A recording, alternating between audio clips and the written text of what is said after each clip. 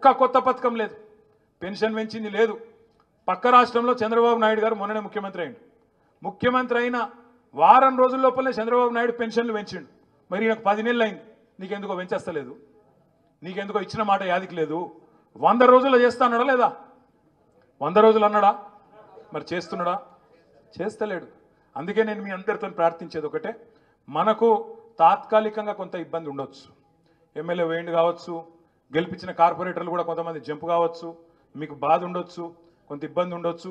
కానీ నేను మిమ్మల్ని కోరేది ఒకటే, ఎలక్షన్లు వస్తాయి, మళ్ళా అల్టిమేట్గా ప్రజల తీర్పే శిరోధార్యం ప్రజాస్వామ్యంలో. అవి కార్పొరేషన్ ఎన్నికలు వస్తాయి, అదేవిధంగా శేర్లింగంపల్లి ఉప ఎన్నిక కూడా ఖచ్చితంగా వస్తుంది, మమ్మాటికి వస్తుంది. మీ దానిలోకెళ్ళే కొత్త వాళ్ళు ఎవరు రారు, మీ దానిలోకెళ్ళే ఒకరు తప్పకుండా ఎమ్మెల్యే అవుతారనే మాట కూడా నేను మీకు విజ్ఞప్తి చేస్తా ఉన్నాను.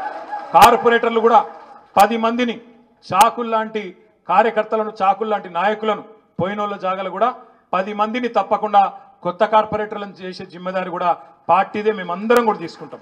ఇప్పుడే అక్క చెప్పింది, సబిత అక్క చెప్పింది, కృష్ణారావు గారు చెప్పినారు, మిగతా సోదరులు కూడా వేదిక మీద ఉన్న వాళ్ళందరం మీకు ఒకటే మాటిస్తూ ఉన్నాం. శేర్లింగంపల్లిలో ఇంకొకడ హైదరాబాద్లో ఎక్కడ మీకు కష్టం వచ్చినా, ఎక్కడ మీకు ఇబ్బంది వచ్చినా క్షణాల మీద, ఎందుకంటే అందరం హైదరాబాద్లో ఉంటాం, క్షణాల మీద మీ దగ్గరికి ఉరికొస్తాం. తప్పకుండా అన్ని రకాలుగా మీకు అండగా ఉండే బాధ్యత మాది.